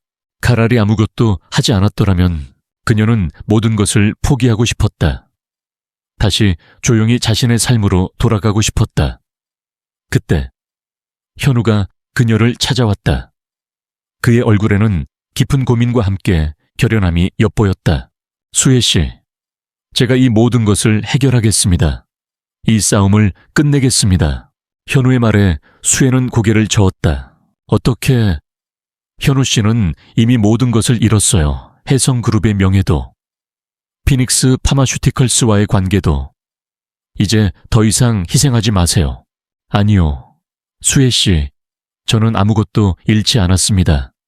오히려 중요한 것을 얻었습니다. 제 동생의 건강을 되찾았고 저의 삶의 가치를 깨달았습니다. 저는 이 싸움을 끝까지 해낼 겁니다. 현우는 진심으로 말했다. 그의 눈빛은 흔들림이 없었다.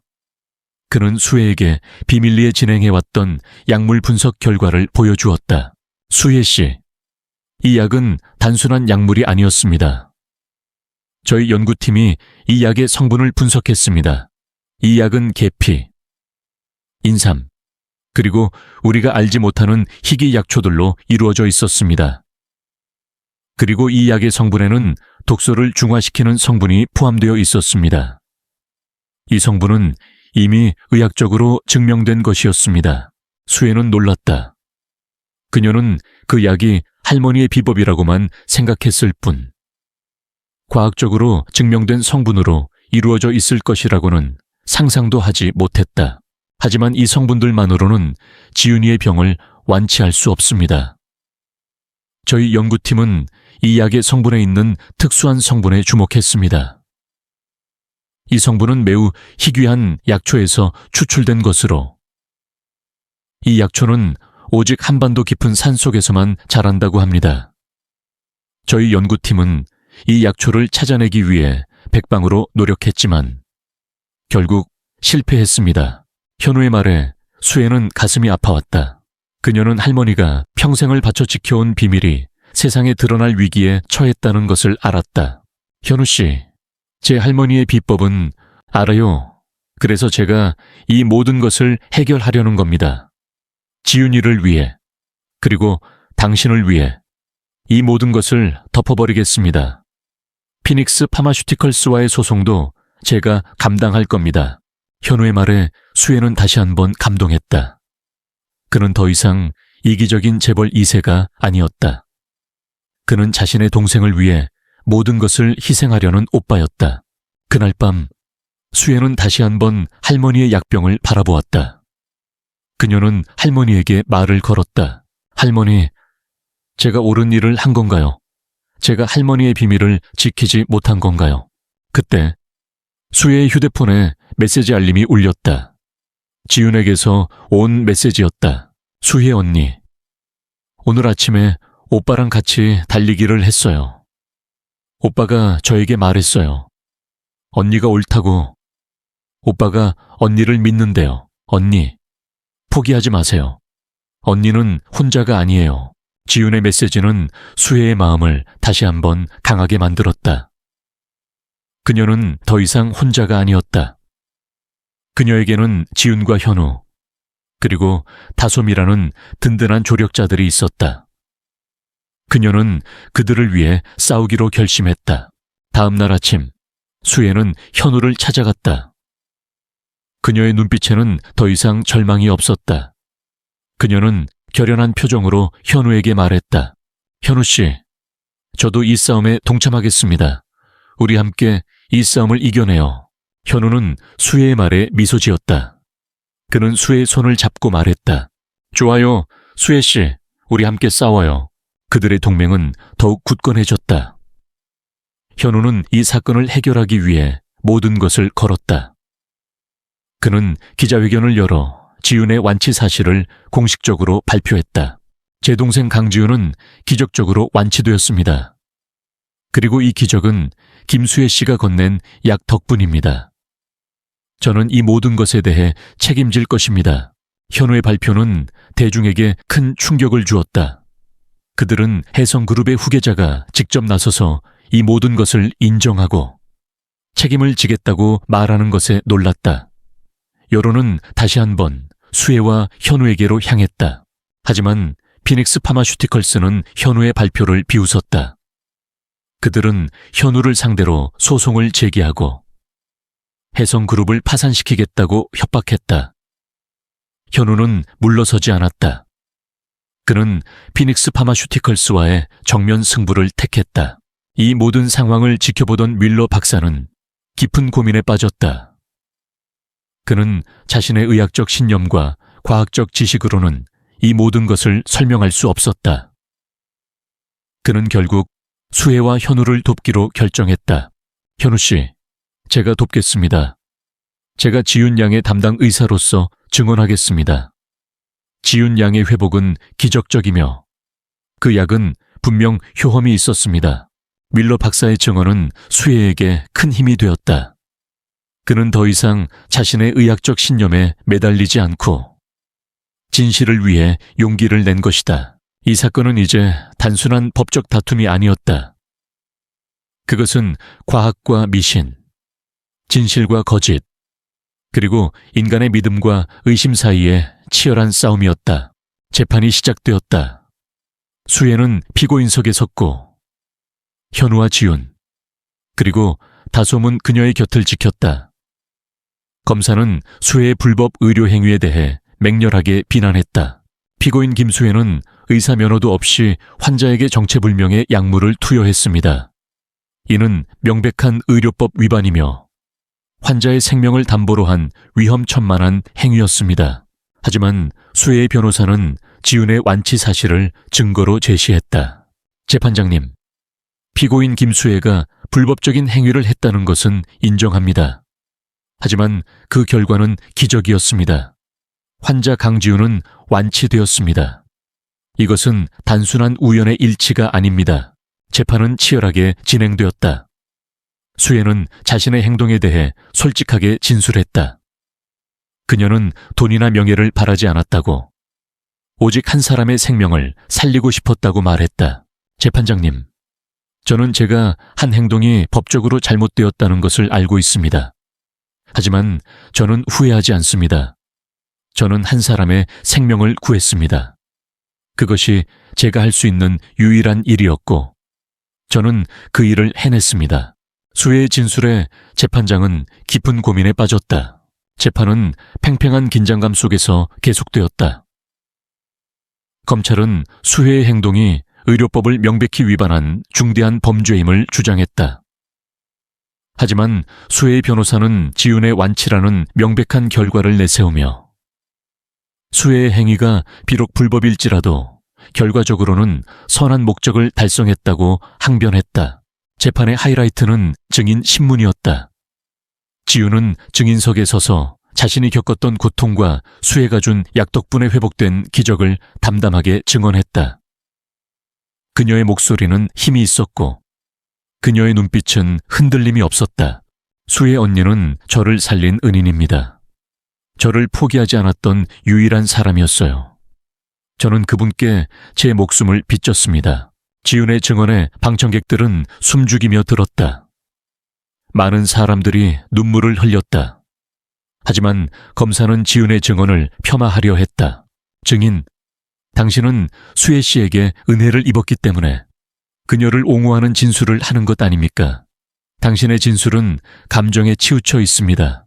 아니요, 지윤은 단호하게 말했다. 이건 감정이 아닙니다. 이건 사실입니다. 저는 죽음의 문턱까지 갔다가 돌아온 사람입니다. 저의 몸은 제가 가장 잘 압니다. 제가 느끼는 이 건강함은 거짓이 아닙니다. 지윤의 증언은 강력한 힘을 발휘했다. 그녀는 더 이상 나약한 환자가 아니었다. 그녀는 자신의 삶을 되찾은 강인한 인간이었다. 다음 증인으로 윌러 박사가 나섰다. 윌러 박사는 여전히 회의적인 표정이었지만 그의 증언은 수혜에게 매우 유리하게 작용했다. 저는 의사로서 김수혜 씨의 행동을 옹호할 수 없습니다. 그것은 명백한 불법입니다. 하지만 저는 지윤 양의 담당 의사로서 그녀의 회복이 기적적이라는 것을 증언할 수 있습니다. 지윤 양의 모든 의학적 검사 결과는 정상으로 돌아왔습니다. 이는 현대의학으로는 설명할 수 없는 일입니다. 밀러 박사의 증언은 검사의 주장에 힘을 빼놓았다. 검사는 밀러 박사를 몰아세웠다. 박사님, 당신은 과학을 믿지 않는 겁니까? 검증되지 않은 약물의 효능을 믿는 겁니까? 저는 과학을 믿습니다. 그래서 더 혼란스럽습니다. 저는 제 눈으로 기적을 보았습니다.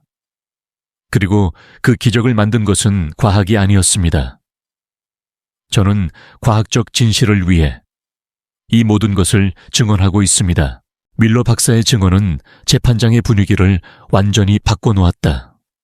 사람들은 이제 과학과 진실 사이에서 갈등하기 시작했다. 하지만 검찰은 마지막 증인을 불렀다. 바로 유현숙이었다. 현숙은 증인석에 앉아 냉철한 목소리로 수혜의 불법 의료 행위에 대해 증언했다. 피고인 김수혜는 환자에게 불법적인 약물을 투여했습니다.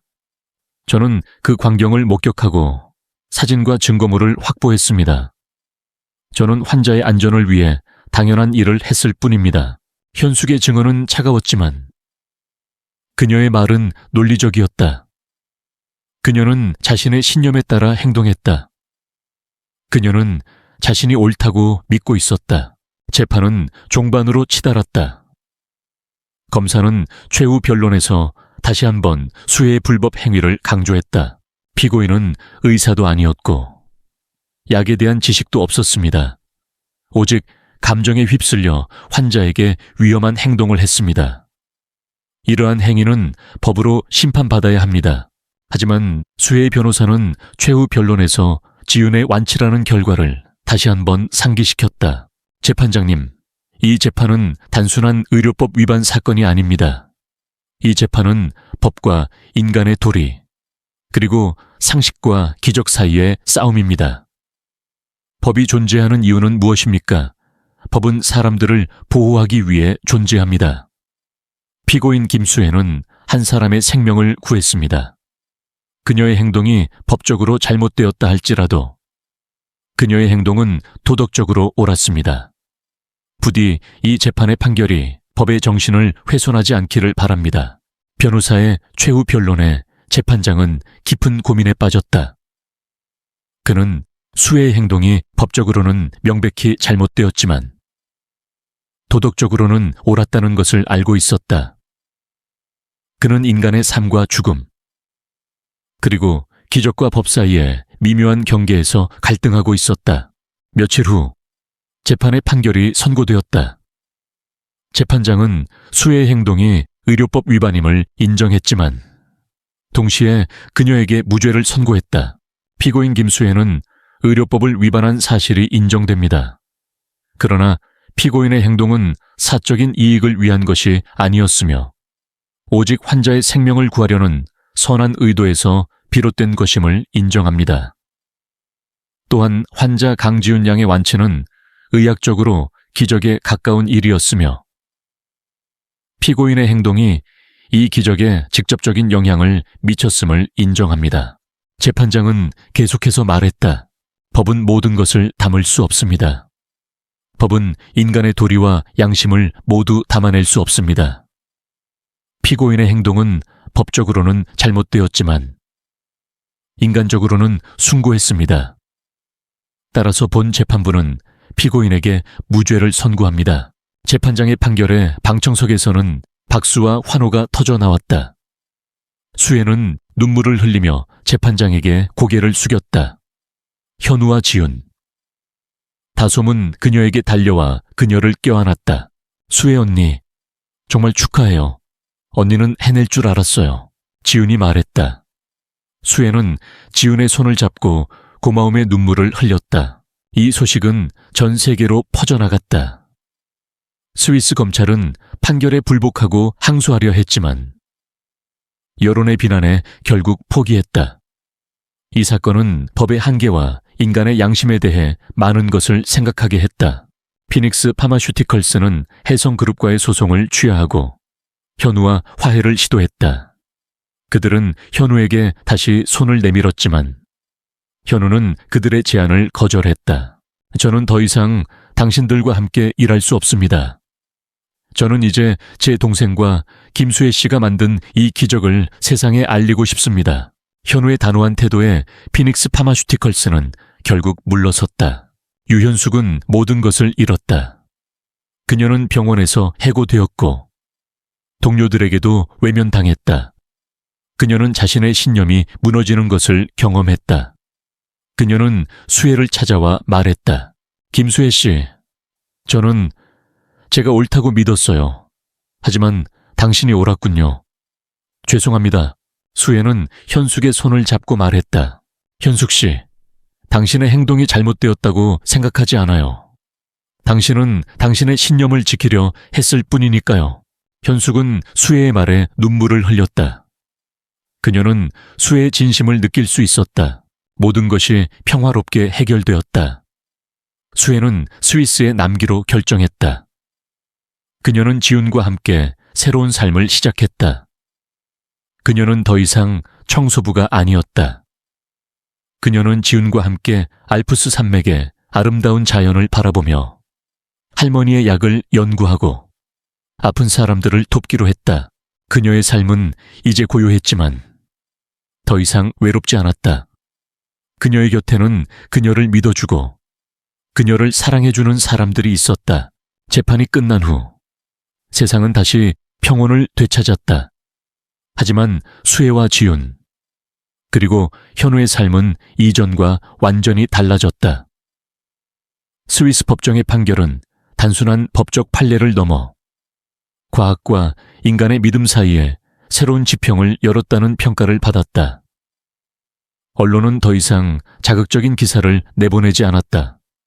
대신 기적을 만든 한 여인의 용기와 그 기적을 지켜낸 사람들의 이야기에 초점을 맞췄다. 수혜는 다시 청소부로 돌아가지 않았다. 그녀는 지훈과 함께 새로운 삶의 여정을 시작했다. 그들은 스위스의 작은 사무실을 열고 알파인 힐링 센터라는 이름의 비영리 재단을 설립했다. 재단의 목적은 단 하나였다.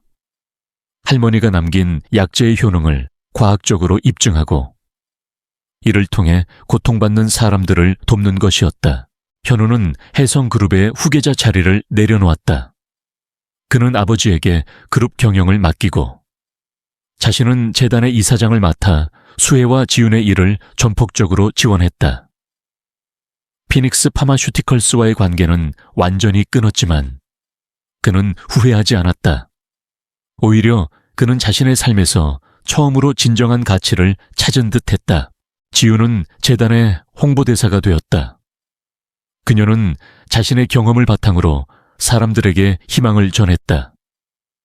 그녀의 이야기는 많은 사람들에게 큰 감동을 주었다.